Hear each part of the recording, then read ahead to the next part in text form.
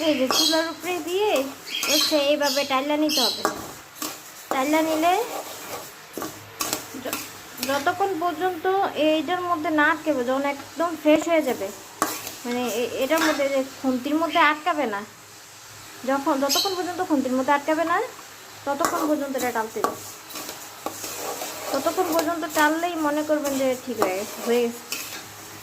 তারপরে এটা ঠান্ডা করে পাখিরে আপনি মানে দিতে পারবেন একদম নিরাপদ। এটার মধ্যে তখন আর ধুলাবালি এবং এটা একদম পারফেক্ট থাকবে। যতক্ষণ পর্যন্ত এই খুন্তির মধ্যে লেগে থাকবে ততক্ষণ পর্যন্ত এটা টালতে হবে, তাহলে একদম শুকিয়ে যাবে। আর আঁচ থাকবে মাঝারি না, একটু বেশি মাঝারি লো আর কি, মাঝারি লো আছে তার চালটা থাকবে। মানে এর মূল উদ্দেশ্য হচ্ছে এটা শুকানো, মানে শুকানো বলতে একদম শুকিয়ে ফেলা আর কি।